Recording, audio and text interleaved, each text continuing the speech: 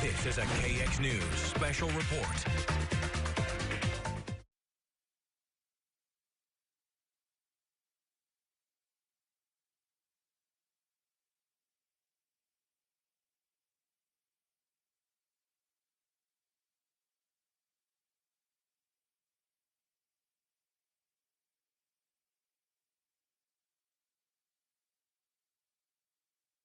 Related to COVID-19.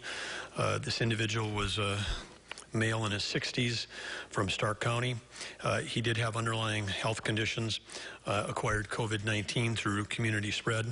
And our hearts and prayers, of course, go out to his family and friends and all of his loved ones who are dealing with this loss.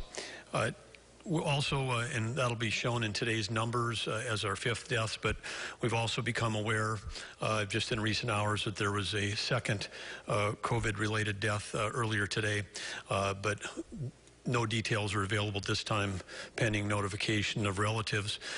So those will be in tomorrow's report. This will bump up to 6 tomorrow. But again, our deepest condolences on behalf of the First Lady and myself to family members and friends and communities who've lost a loved one.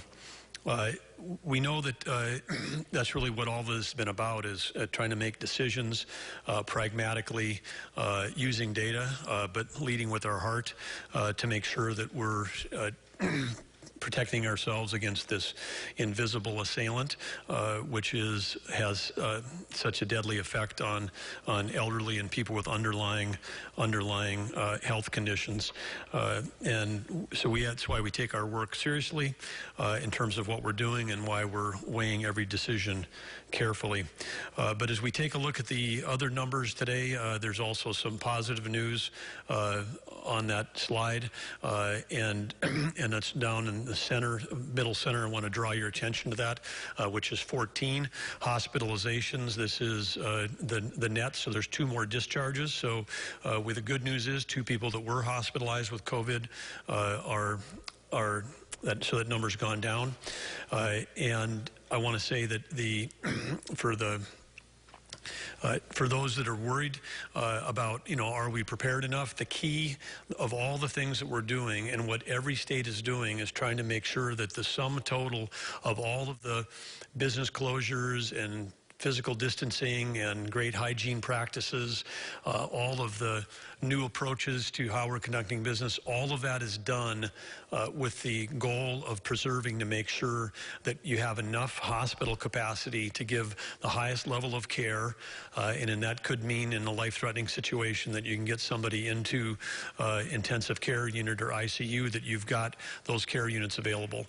And so from that standpoint, even though we're saddened by the news of 2 more deaths, I want North Dakotans to know and understand that with 14 people hospitalized, and again, continuing to really refine that number, but we know that number is in the thousands, that we are literally using less than 1% of the hospital capacity today for COVID patients. So that means 99% remains available.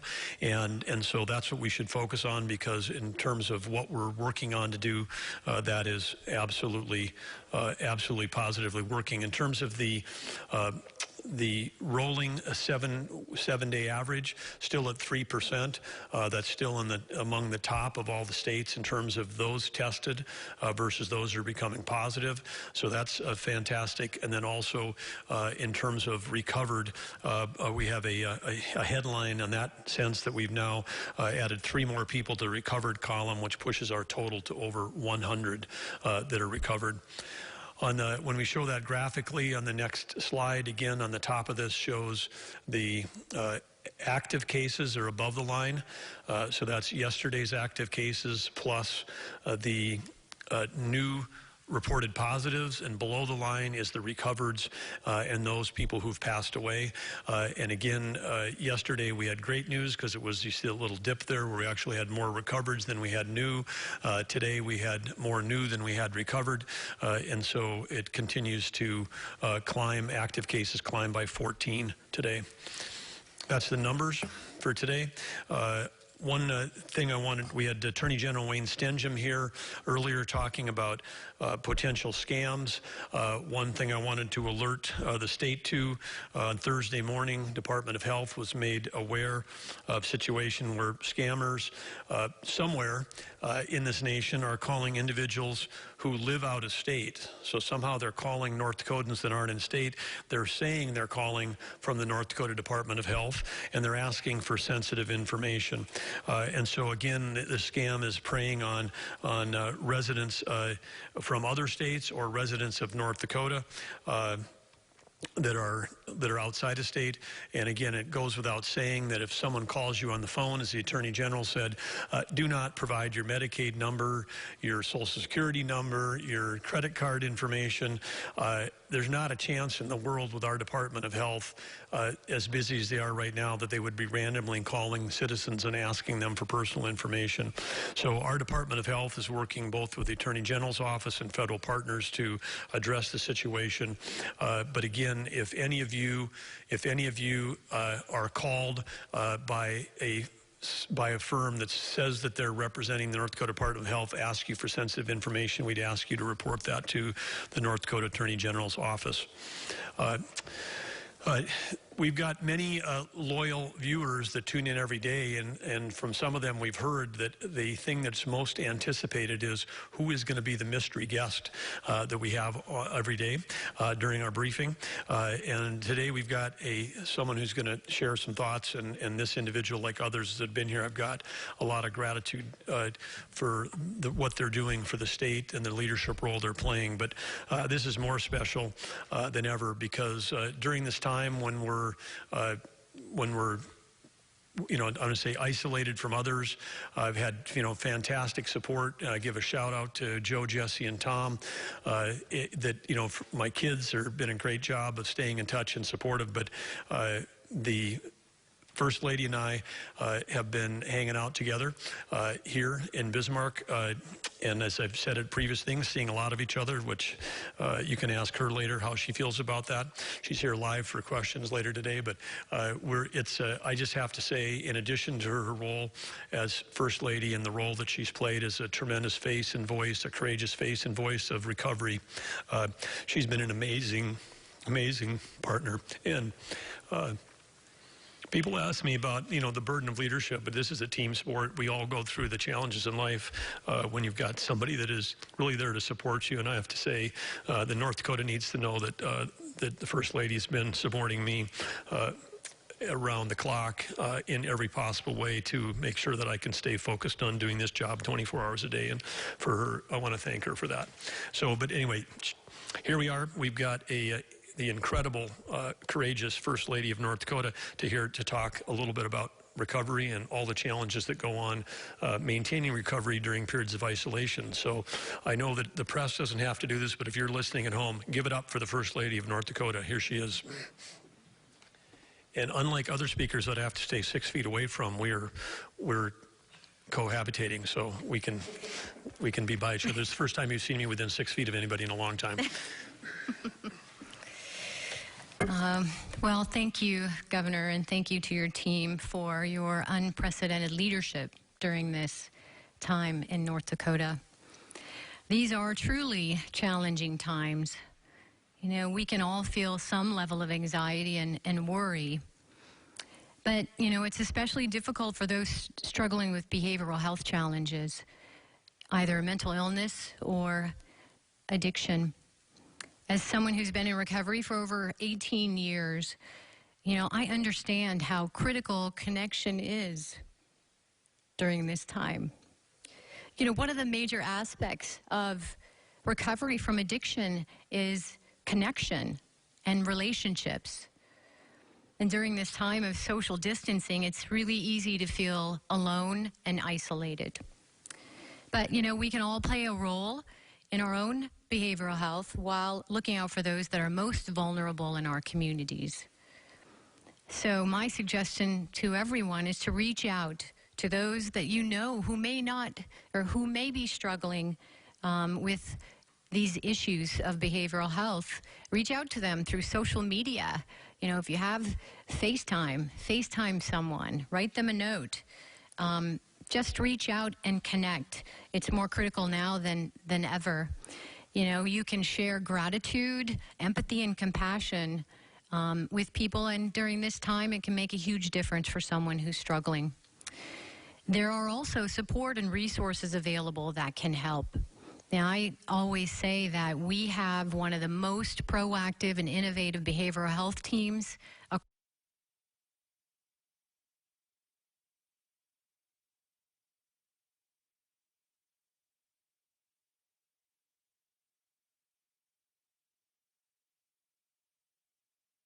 COVID.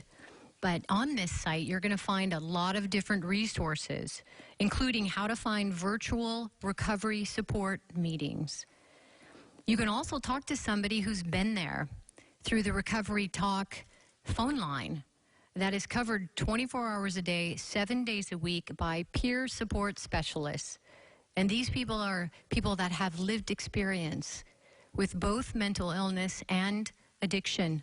So I encourage you to reach out and call that line if you're struggling, if you're wondering, if you have questions.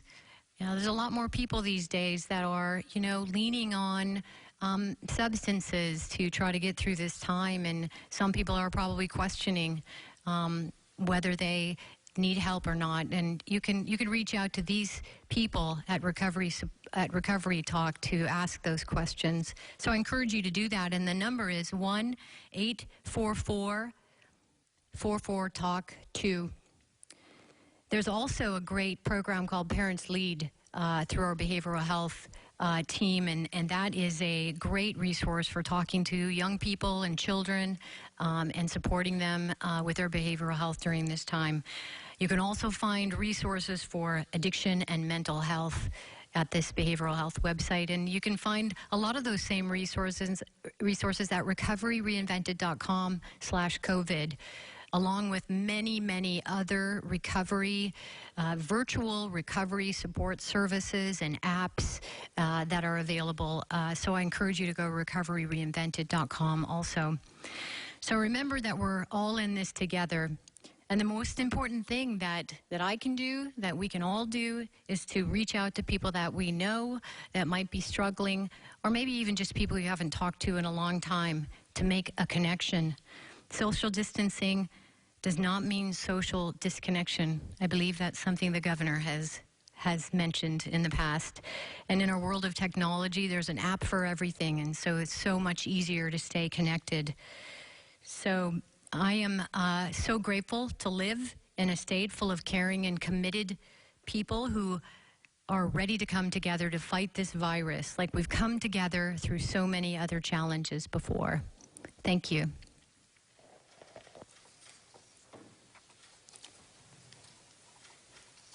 Anything else I need to say? Okay. Thank you. Yeah. Thanks, Catherine. Stick around for questions.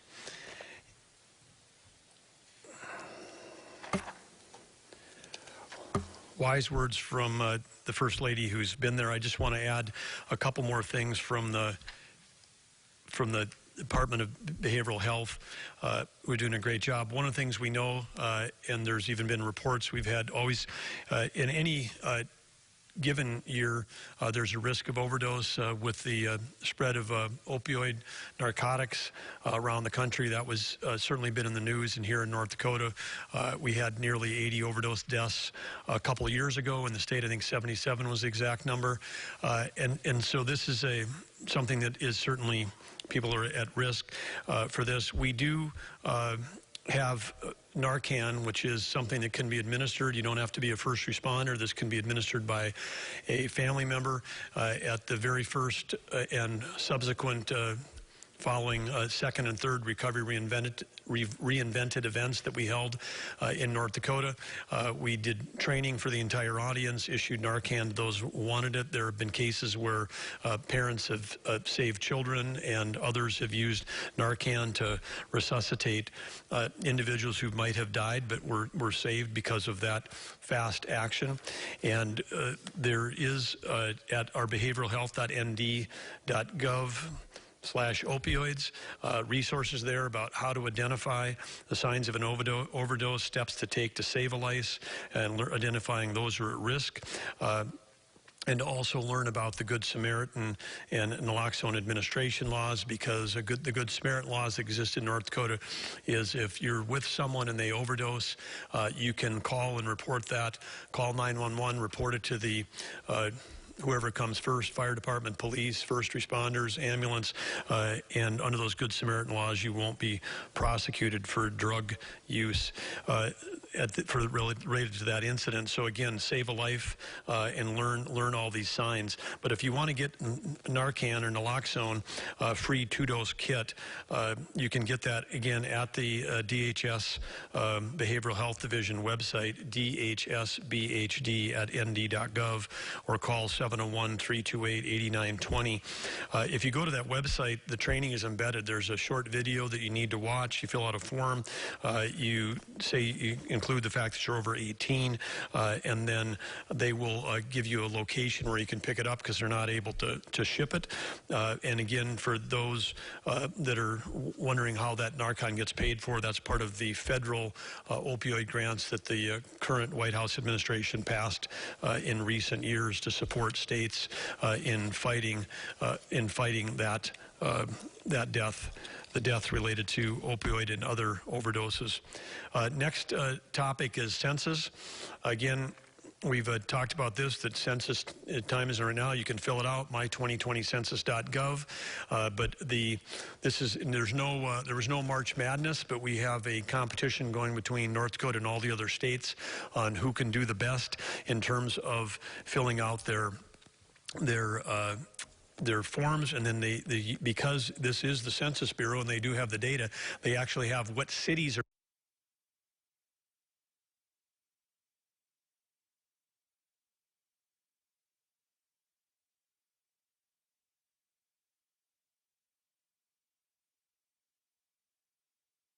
rate as of yesterday in the United States. Of all cities in the United States, Harwood is number 7. 76.9% of households responding. There's 4 other North Dakota cities, so 5 of the top 50 cities in the United States are from North Dakota. Argosville at 74.4%, tied for 18th place. North River, Frontier, North Dakota, and Riley's Acres, 3 locations that are in the extraterritorial zone of Fargo, are in the 22nd, 25th, and 39th place, respectively, but all with more than 70% of their forms already in. The top county in the state of North Dakota, drumroll, goes to Burleigh County, tied for 61st place among counties in the United States with 58.9%. And North Dakota, however, as a whole, we got some work to do. We just snuck into the top half. We're 24th out of 50 states right now. So get out there on my2020census.gov and fill it out.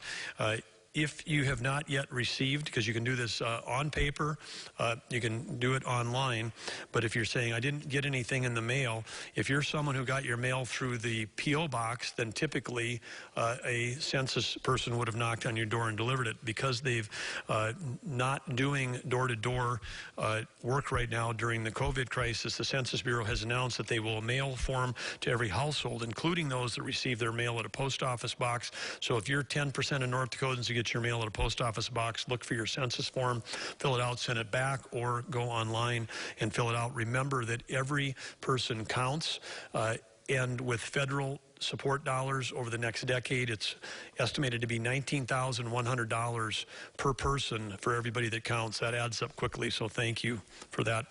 Unemployment.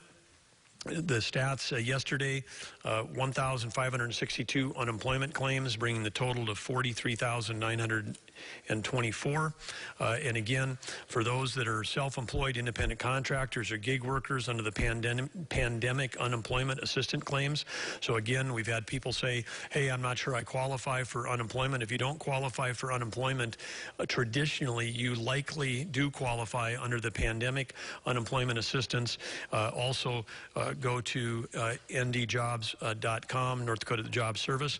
But those claims, 3,642 have been filed. So there's also another program called the Pandemic Emergency Unemployment Compensation Claims. 538 came in yesterday. That is a separate category of 3,454. So that is great things happening there. And again, thanks to our job service team that's dealing with this incredible crush of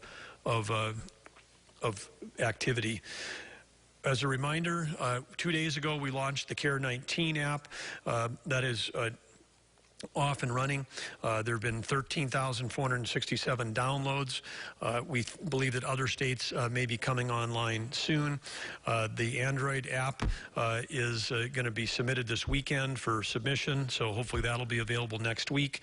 But in terms of the medical app category on the Apple Store, it's in 11th place, which is fantastic. And when you think about the entire App Store, there's 1.8 million apps out there in case you are sitting at home and want to add more apps. The one we'd like you to add is the Care 19 app to help us do contact tracing to help save lives.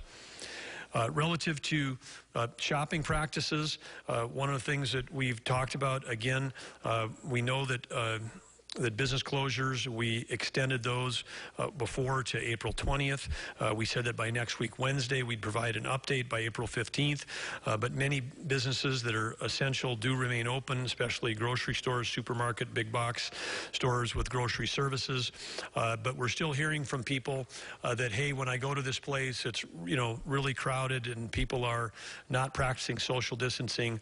And others might say, hey, we need more protection. So again, there are many stores that we're aware of and been in contact with. I know that Brent Sanford, Lieutenant Governor, had a conversation with the leaders of Hornbachers today. Many stores are in the process of self-implementing the mask requirement to help protect their employees.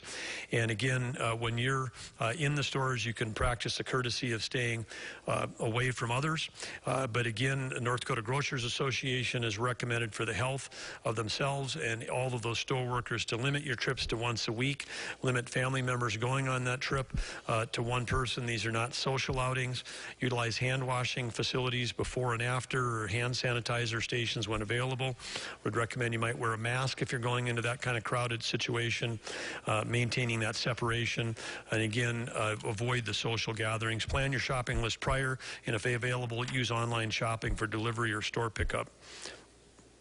Again, this is not, the time at all to be complacent. We talk about this at every time we have one of these about being North Dakota smart, about staying home unless absolutely necessary, stay healthy, stay connected. We are taking smart, targeted action to slow the spread of this deadly disease, and we believe that that is all still working, but we need everybody to do their part with individual responsibility. Again, avoiding discretionary travel, no groups of more than 10. Follow the directions of your state and local authorities. And again, remember why we're doing this. We're doing this for the 20% of North Dakotans who are most vulnerable. And again, as it relates to those that we know are in long-term care or assisted living or skilled nursing facilities around the state, especially, we want to give a shout out to you for your courage, because we know that it's a hardship to not have visitors, having family members, grandkids there to visit you right now, but know that everything we're put in place is in an effort to try to protect you. And I'm sure you know, and they've let you know, that you're all deeply loved, and we want to thank all those caregivers and workers that are working in those facilities who continue to do work every day to protect the elders in our society.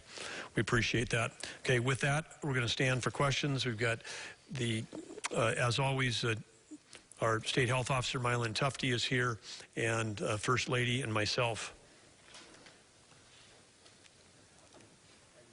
Okay, Jeremy?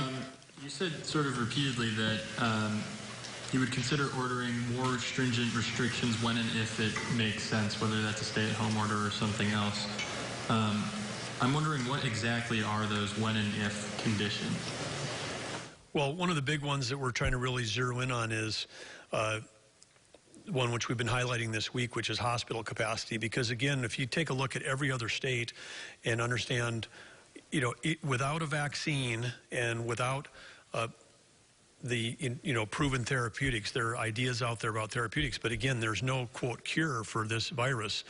And without that, then the way you save lives is preserving hospital capacity, and the way you preserve hospital capacity is you keep that curve flattened and below that, and at a point where we're using 14 beds out of thousands of beds in North Dakota, we've got a lot of capacity. And again, the strategy is not who can put in the most number of orders with the loftiest titles.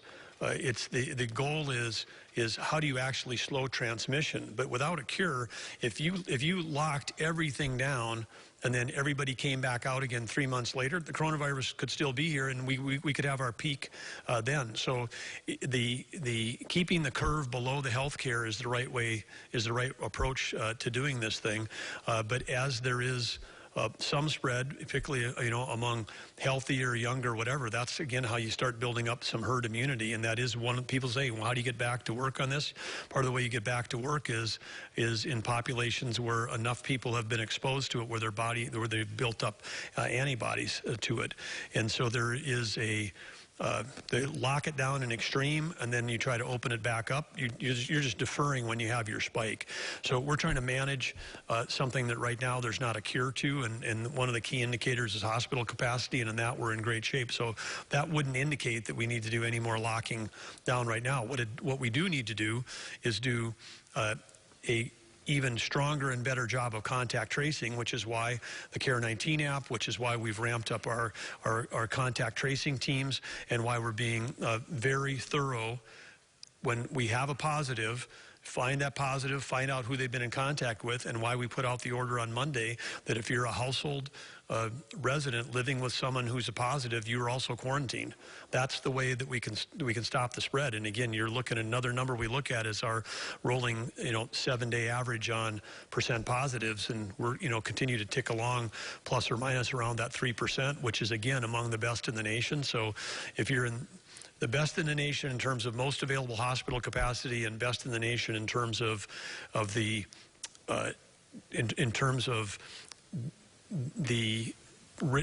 percentage of positives of the tests that you're taking, and you're also among the states that are doing the most testing per capita, then those would be indicators that say what we're doing is appropriate, it's pragmatic, it's targeted, and it's working. Okay, we'll go Dave, and then over here to this side, and then Jacob. Because we talk a lot about contact tracing and the people who are working on it. How big is your team working on contact tracing right now? Well, originally, when you're not having a pandemic, that group is less than 10 within the Department of Health. The report I got, I guess, about 36 hours ago was that we had trained over 250 people. We had talked, I think, one time here, I said we need to have order of magnitude. That would mean 10 to 100. Turns out that we might be going to 2 orders of magnitude. I mean, we might be going from 10 to 100, then 100 to 1,000. I mean, if we can get people trained up. We were talking to all the tribes about their tribes standing up their own contact tracing teams in tribal areas. And again, we've got training that's in place, and other states have actually even taken other state employees that had investigative backgrounds, whether that was, traffic or, alcohol or fraud or auditors team people. Vermont's one of those, and they took everybody that did investigative work and they said, you're all in charge of a contact tracing team. We haven't gone that far yet, but we are making steady progress on ramping up our capability.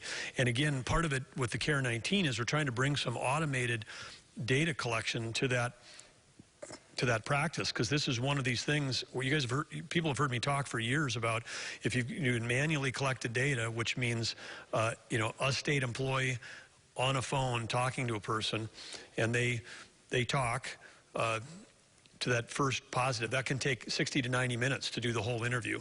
And they might identify, and the average I've seen on the average number of people that they identify as having close contact with is 6 people. But we have had some cases where people that were, in a business where there was a lot of contact, we've had to make as many as 75 calls to people that may have been in contact with that one person. So it's a very, very manual, very time-consuming, very paper-driven process right now. And so we're also trying to stand up IT systems to support this contact tracing capability, like a contact relationship manager software, and then also, again, more capacity, just more bodies with better systems, plus with the IT app. The reason why we're doing all this is not because, like, in 2 weeks we can stop doing this. If we want to put this state and nation back to work, we're going to have to be really good at contact tracing going forward, because we could be 6 months from now and you could have a hotspot flare up. And when that hotspot flares up, we don't want to shut the whole state down.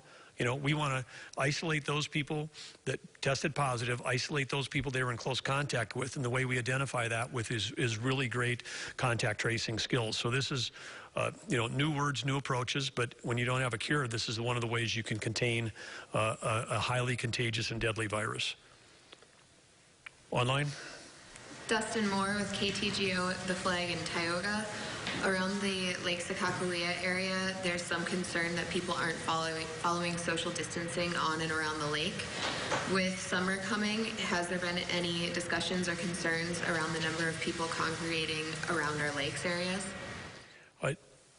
The answer is yes. There's been a lot of talk about this, and we're in communication just even yesterday with Game and Fish and Parks, you know, Parks and Rec. We're in constant communication with them, and as we've said before, you know, right now, in the early part of the season for fishing and recreation, in some places in the state, we don't even have the ice out on the lakes yet. So looking ahead, of course, we hope we're in a different situation by the summer, but if we're not, it's either going to be a combination of if we're really in, if we find our peak is moved or there's something moved this summer and we've got to do state orders, that's always a tool. But we'd love to do, again, use the rifle, not the shotgun. So as we've said, even right now for people that are out there, if there's crowds on boat ramps or people standing too close together on fishing bridges, instead of closing the whole season for the whole state, we'll close the bridge, we'll close the boat ramp, and try to bring targeted action to those people that aren't following the rules, as opposed to try to shut down every one of the over 400 lakes in North Dakota that are great game and fish stocks with fish. So that's the approach. But yeah, you know, I know there's a hashtag out, Save the Summer. We'd love to save the summer. One way to save the summer is for us to make sure that we get through April with the continuing the kind of results we have right now. I think Jacob, and then Lane. Was Lane, you were next? Okay, Jacob, then Lane. This might be a question more for Ms. Mylyn Tufte. In regards, we've been seeing reports of states having their deaths by COVID-19 risen, and it's basically coming down to a question of, did they die of COVID-19 or did they die with COVID-19? Are there tests being done or ways to confirm that the 5 or 6 deaths that we've had in North Dakota were caused by the coronavirus or caused by, or were they possibly recovered afterwards and then passed away? So there's a lot of discussion about COVID-related deaths, and there are individuals that do die from their illness and they are hospitalized, and we know that they've tested positive and it's a byproduct of their illness, but they do have other comorbidities, as the governor has been talking about. So there's a growing body of evidence around, is it truly related to COVID or is it COVID related? And so we're doing education and looking at the science around that. There are individuals that have passed away and do get tested for COVID, and we are resulting those as well and trying to understand what exactly is happening for these fatalities.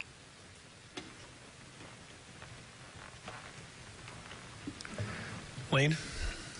There's a new test going around. It's a blood test to see if people have developed an immunity to the coronavirus. Has North Dakota looked into doing these blood tests? And if so, could that be a way to reopen businesses if a lot of people are testing well?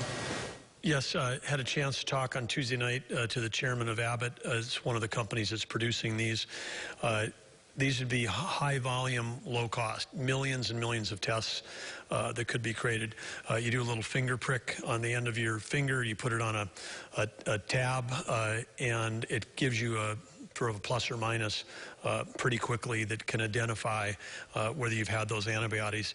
These, I think, are going to be, when I talk about the new normal, I think these are the kinds of tests that are going to be required and have to be from many companies in super high volumes to try to figure out a way for, in particular, like if you have a factory, it'd be great if you could put everybody back into that factory, someone who is, or pick any workplace where it's challenging to maintain physical separation, but where you could put workers back into a physical space where they know that everybody else is in there has also had it and built up antibodies to it. I mean, that would be fantastic. So we're going to see a lot of that coming. Right now, they're not readily available on the market. Some of the initial production that has come has actually gone to Europe because of they're again ahead of us in the curve.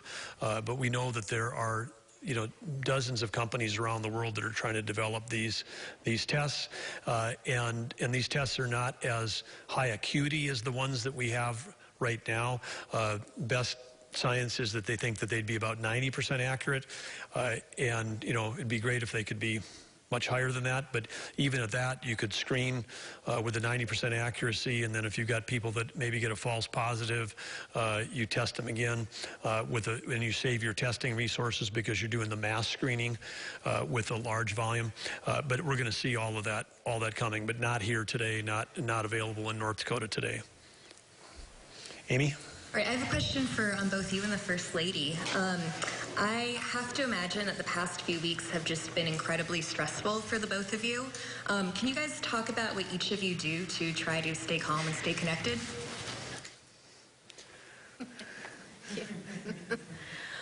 Well, I would say for me, it's my life is pretty busy before this situation. So having the opportunity to spend time at home has been great, and for us to spend time together.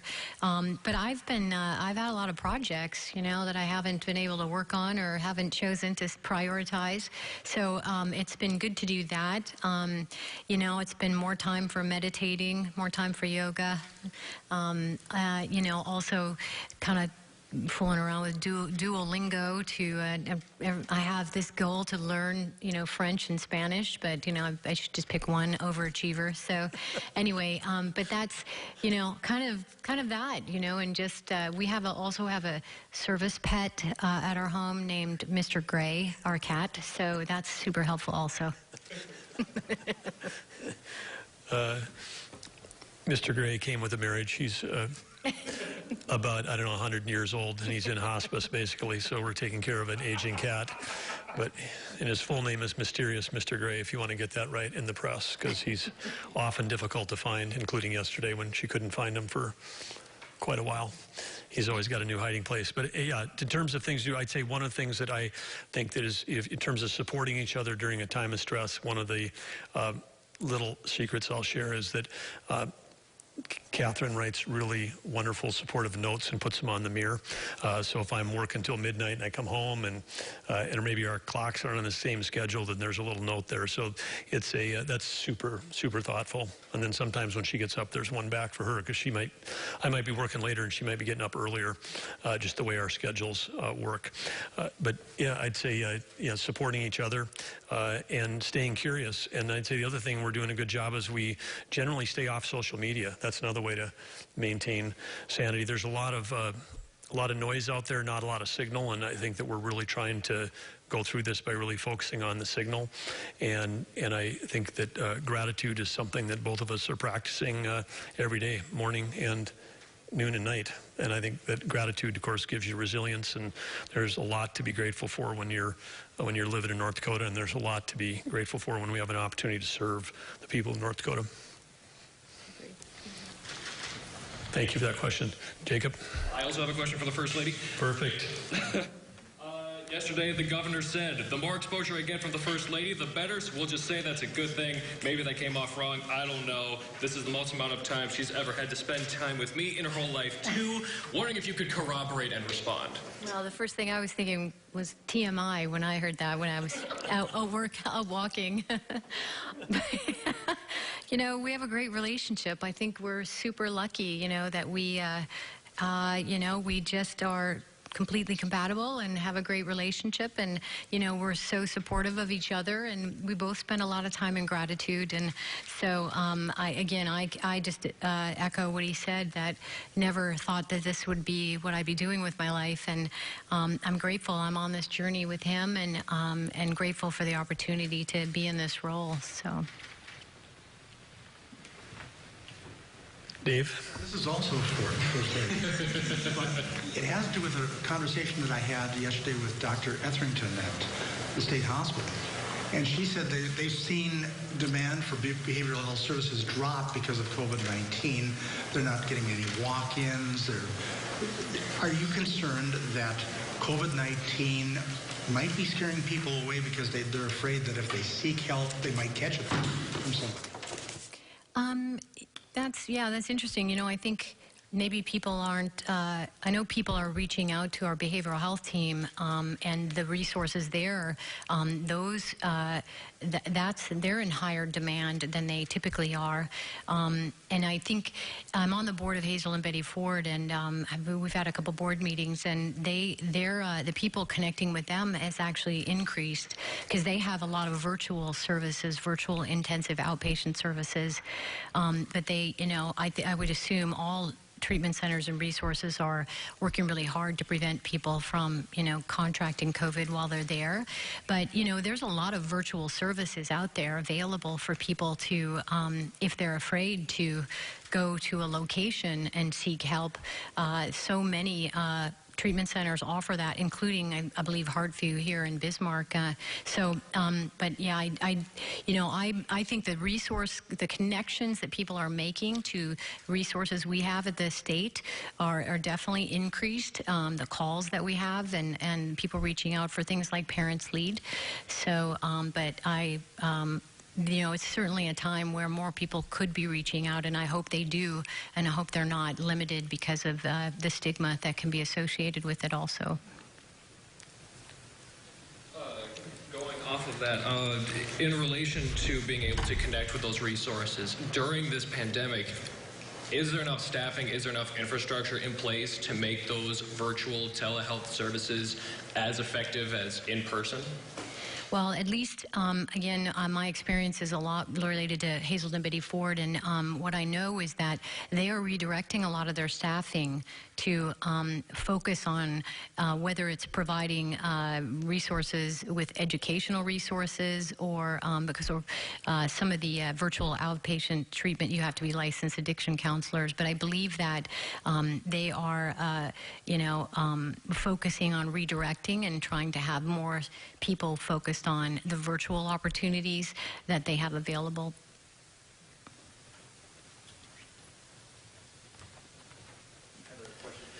I was just going to say, with the First Lady here, this will probably be our highest rated show yet, and that's great. I'm glad you guys are asking her lots of questions, so thank you, all of you. Governor, you said some of the more popular online modeling that's out there is not particularly accurate as far as North Dakota is concerned, and that the state is sort of developing its own model. I'm wondering if you could tell me when that'll be rolled out and what factors it will sort of adjust for. Well, first of all, again, thanks for that question. I want to make sure that we are having a problem, and we're having a problem that the IHME model, which gets a lot of national attention, which was revised. It was in the news last night because it substantially lowered the number of deaths in the United States, I think down into some 60,000 some. North Dakota at the same time went up by about a factor of 4. I mean, I think on Sunday we were at 118, and now on the IHME model we're over 600. we've identified the data errors that are in there. We've reported them to IMHE. We've made contacts with senior folks that are there. Our understanding, feedback has been they're busy trying to import and update models using European data. They're trying to update their models for Africa and the rest of the world where it's still coming. And imagine North Dakota's not apparently on high in their priority list right now.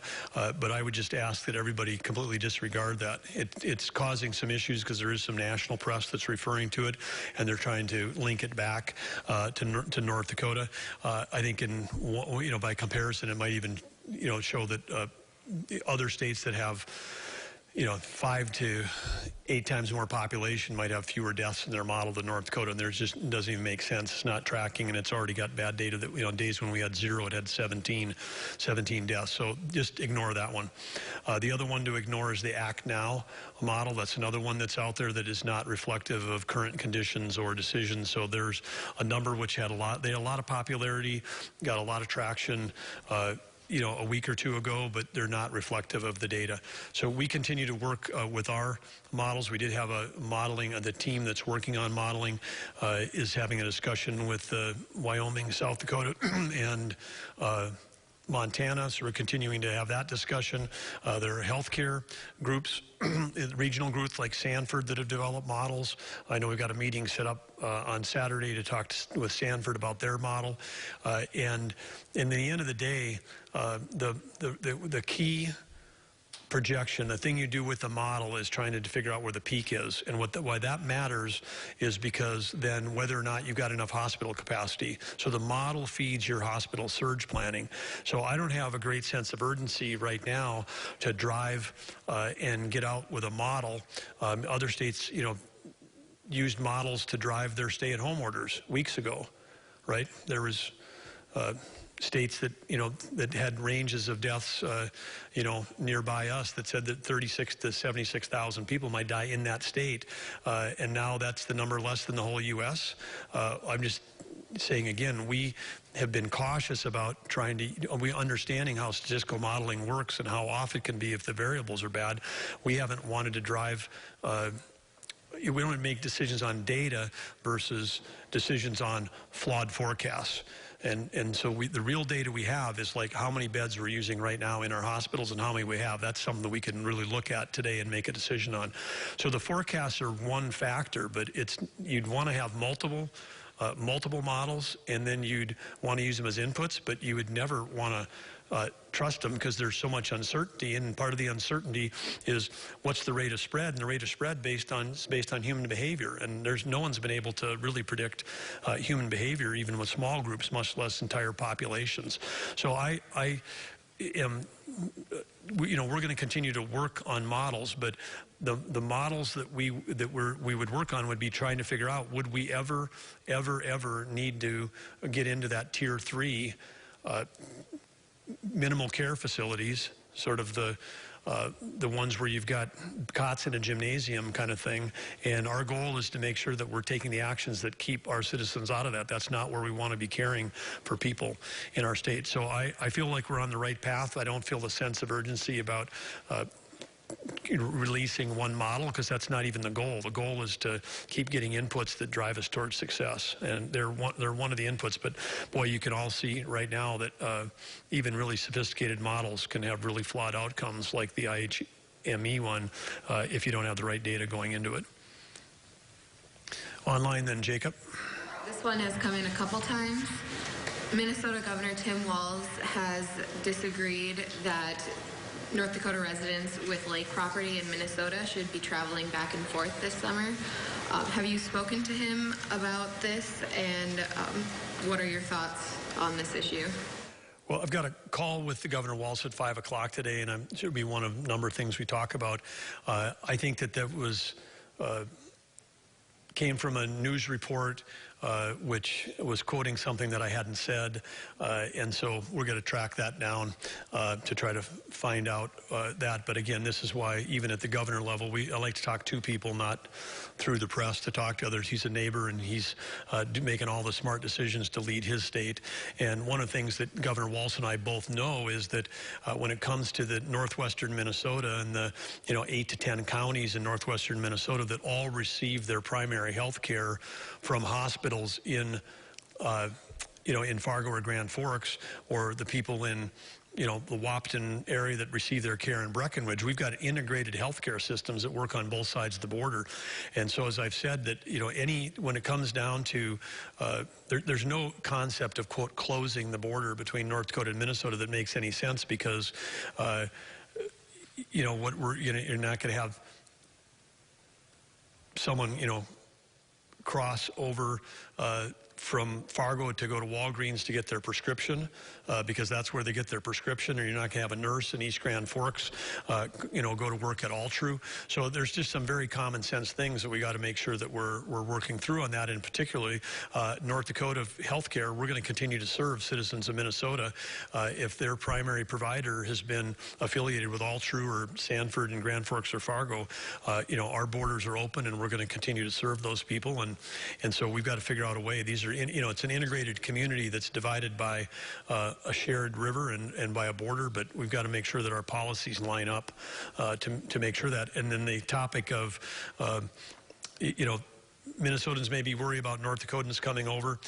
We've got a lot of people around Devil's Lake that are worried about Minnesotans coming over to catch their walleye up there at Devil's Lake. So it's this in-state, out-of-state thing. And during a time of crisis, we start getting labels for us and them, and we have to think about it more as we, because when we say we're in it together, that means North Dakotans, Minnesotans, South Dakotans, Montans, all of our neighbors, we're all in it together, and we got to continue to work together, as I'm sure Governor Walz and I have worked productively on a number of other things, including the diversion. We've had productive call earlier about the COVID crisis, and I'm sure we'll have a good call today. Jacob, then Lane. Going back to your dislike for the IHME model, as much as you have a problem with these models, a lot of people enjoy numbers. It helps them find confidence, or at least help prepare in times of uncertainty. You said you don't have an urgency to release your own model, but people like numbers. It helps them prepare, and you have mentioned your love for statistics in high school. If you weren't the governor, wouldn't you be interested in seeing what kind of models or what kind of data the state was making decisions off of? Well, I think we've tried to be really transparent. We've also had feedback that has said, oh my goodness, the first 5 minutes of your presentation is all numbers every day, and could you stop burying us with numbers? So we get both sides. Too many numbers, not enough numbers. We hear both sides, and I'd say and I want to make clear on your question. I like the IHME model. A matter of fact is it was our favorite when we understood how it was being built and how it was being delivered. We just don't like it when it's got the wrong data for our state in it. I'd be really interested in seeing what the model says if they actually had our actual data in there reflecting the restrictive travel we've put in, the closure of non-essential businesses, and the actual death and hospitalization rates. I'd be really interested in it. But so we'll keep working with them constructively to see if we can get an updated, and we'll let you guys know if we actually get an updated version of that reflects the real case. But yeah, I get that people are curious. They want to get inside your head and figure out how you make judgments. And in the end of the day, in this job, the job is to lead, and you have to take all the inputs that you get from lots of sources, and then you have to make a decision that you think is best for the people of North Dakota. And that's what we'll keep doing. And we've tried through all the daily availability to help people understand how we're thinking about the problem, how we're measuring our goal against the problem, and how we're working against it. So we'll keep doing that. So it shouldn't be a mystery. People should know how their leaders are thinking about the problem, and we'll continue to focus on transparency. I'm sorry, Governor. You said that we should ignore that model, but you just said you like it. Well, I like the people that are working on it. I like their methodology, and you can like a model, but you can very much dislike the fact that they've entered the wrong data into the model. They have inaccurate data for North Dakota right now, so then the whole projection is false right now. Like I said, we'll keep working with them to see if we can get our real data showing back up in that model. Governor, We've had a few viewers that receive supplemental security income, and they were wondering if they fall under the CARE Act to receive that stimulus check.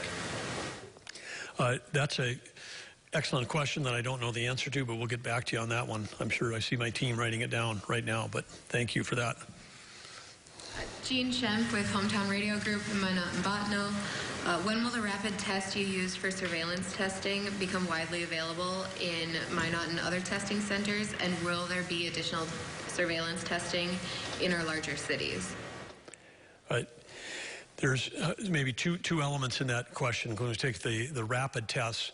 The rapid tests he's likely talking about in that question, again, not here in person to be able to clarify, but is the Abbott ID Now machines. These are these small portable machines that can do a test in 5 minutes if it's positive, and 13 minutes if it's negative. It keeps chugging along and keeps recycling to make sure it's negative. So you could do 4 to 5 an hour with one of those machines. The federal government bought up all the stock of the Abbott ID Now machines. They're sending 15 to each state. So we could go into a situation where if you had those machines at 4 or 5 an hour times 15 machines, you could go into a place and within an hour test, say, 60 people. Within 2 hours, you could test 120. This could be a great tool to have as part of a rapid strike team, whether it would be if there was an outbreak or a nursing home outbreak, where you could come in and do a lot of testing really quickly and then know who to isolate, because it's a very high acuity test. Even though it's rapid, it's as much as 6 times more accurate than some of the other tests in terms of the amount of, and it takes very little viral load to be able to work. So those things are really coveted. That's those machines. That's why there's none left. The federal government bought all 1,200 of them that were left. 750 are coming to the states. Thankfully, 15 per each state. So we get 15 just like other states. And then 450 that are coming to the IHS, or the Indian Health Service. Because the Indian Health Service had been an Abbott customer and had ID machines, and we had contacted Abbott over 2.5 weeks ago, we got a list, said, are there any of these machines in our state? There were 22 of them in our state. 5 of them were at MHA. Others were at other Indian Health Service locations. But there are some of those need to be upgraded so that they can not just do a strep test, but they could do a COVID-19 test. And I believe that that's all in progress. I know that General Dorman's been in touch with the president of Abbott, and those upgrades are coming for those machines. And that'll be, so they'll have 22 of them around the state. We'll have 15 that the state can use. As part of that, will we do more testing like we did in Slope County and in Gladstone this last weekend? The answer is yes. We want to make sure we continue to have the capacity to move that testing around. And one of the things that's planned is, again, because we know that in Montreal County has showed up as one of the areas where we've had the highest number of tests per capita. So there is a planned effort in the coming days to do more concentrated testing in Montreal County. And to clarify, Jean was asking about the saliva testing. Well, the saliva testing, and again, not clear, when the tests we did in Slope County and in Gladstone this weekend were a mouth swab, not a nasal swab. Mylin was out there on site, all geared up with her personal protective gear on Sunday, but she's nodding yes that was a mouth swab at those locations, which is oral pharyngeal swab. So it's a deep probe into the back of your throat. Okay. Well, can everybody hear that? Deep probe into the back of your mouth. So that was that's not quite like a mouth swab. So that is but it's better than going up your nose with the pharyngeal word, which you can look up and learn how to spell. But the issue with going up the nose for those tests was almost very frequently when that test was taken, the patient would, or the person getting the test would sneeze, which would require a complete change out in PPE gear. And the oral swab generally doesn't result that. So we're saving a lot of PPE and protecting our workers with being able to switch from 3 weeks ago to from the nose to the mouth swab. Thank you. One more on modeling. You said a few minutes ago you'd like to make decisions on data rather than flawed forecasts. Are you saying that there are no forecasts in your calculus right now at this point? No, I'm not saying that. So what are the forecasts? Well, we have a model which we're working on, here in the state, but we're working to make sure we get all the right inputs into it. As I said, the goal of a model would be to tell you what day are you going to run out of hospital capacity. And when we've got 99% of our hospital beds available for COVID patients, I'm in no rush to come out with a model, because models get better with more data. So when we've got, we're in a state that's only got, 100 and some active cases, right? And so we're not talking about thousands and thousands of data points to put into a North Dakota model. Models get better when they have more data points. So the longer we wait, the more information we have, the better the models are going to be. And right now we've got so much lead time, and we're already doing the preparatory work, the rehearsals, if you will, the preliminary stuff. If we ever were, it's not like we're waiting with the tier 3 stuff. Some of that's already in prep, but we are.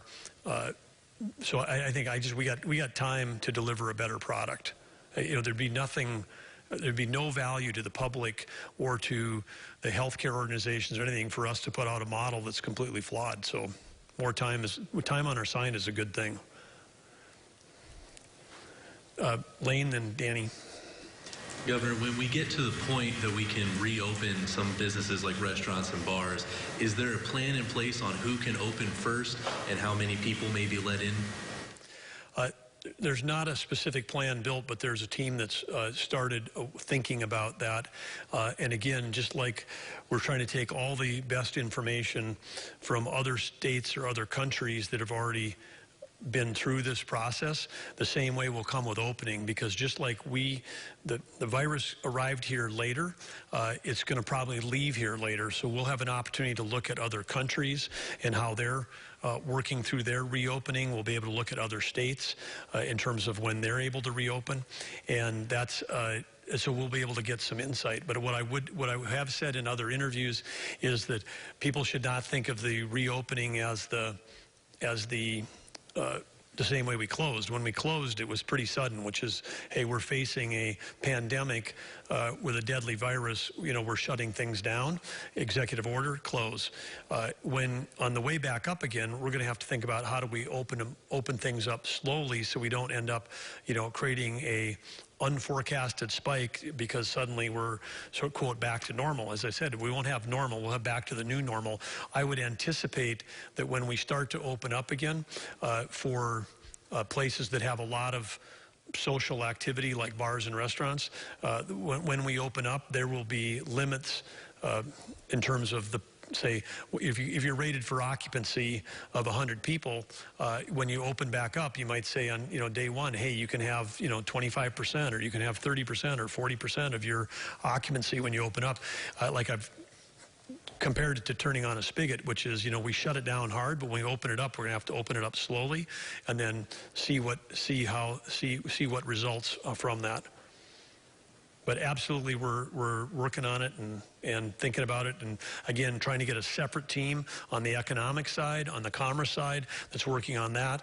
Well, from a health standpoint, we've got teams of people working around the clock to make sure that we keep people safe and healthy. Question online. Alan Burke with the Emmons County Record. Has chloroquine or hydroxychloroquine been used in North Dakota with COVID-19 patients? And if so, is there any data on whether it's working? Just when I get a question for a state health officer, she stepped out, I think, to take a call. And so we'll have to get back to you on that one. Lane? We had a viewer who was concerned that their rent at their Section 8 housing was going to be raised because of property taxes going up, apparently. And they were wondering if that's legal to do right now with all that's going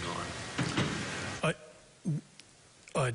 Great question. I can't connect the dots on that one about property taxes raising Section 8 housing, because Section 8 housing payments are related as a percentage of income, and it would be up to the property owner on whether they would pass that through, and I don't know of any. I mean, I'd have to know what cities, because those property tax decisions are all made locally. I haven't heard of anybody that is raising taxes right now, but I would encourage that viewer maybe to reach out to the Erica Thunder, our labor commissioner, because they deal with all the fair housing and housing issues, and they might be in a great position to be able to help them. Okay, going to take one more. Anybody here? One more online? Tom Simon with Williston Trending Topics. For students taking courses as high school students taking college courses, is there any programs or options available or being considered for parents who may already be stressed financially during this time? So Tom, trying to connect the dots on that one, is it or maybe Danny, is it related to the cost of the online course from a university, but you're a high school kid? That one I'd have to kick back to our North Dakota University system. I know that there's a lot of courses that are offered through, dual credit or AP courses and online classes that you can take from our colleges even when you're in high school. But on the pricing side of that would be, driven by the university that's offering it. But if there's a specific there, Tom, you want to shoot us a note, we can pass that on to the chancellor in the higher ed system. Okay, with that, I think we're at the point where we're going to close. I do want to thank Lindsay again, who's got incredible stamina through all of this. And yesterday, I think when we were talking about economic packages, and I had a chance to watch you, I was trying to decide what's the signing. Is huge different than gigantic, or are they the same symbol?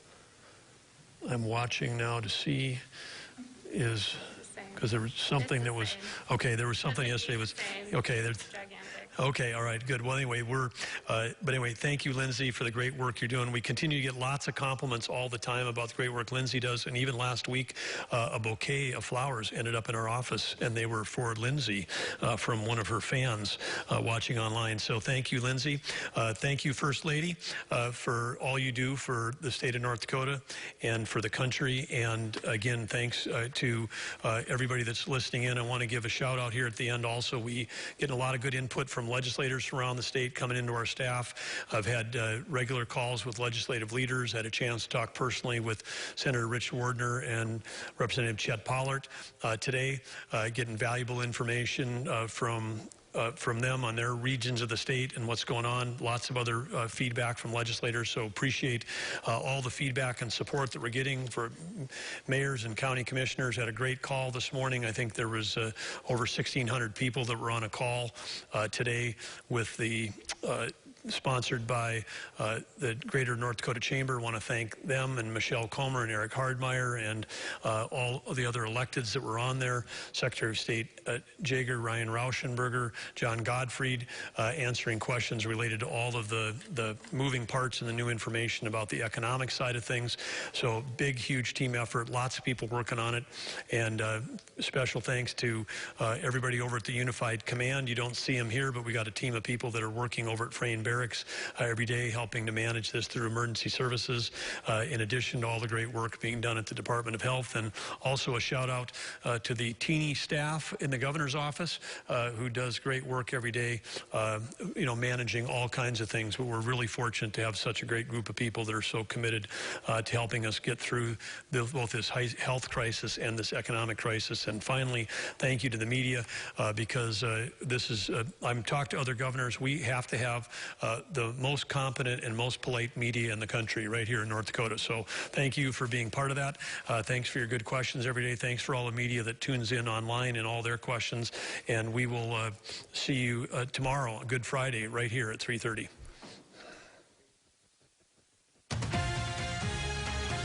This is a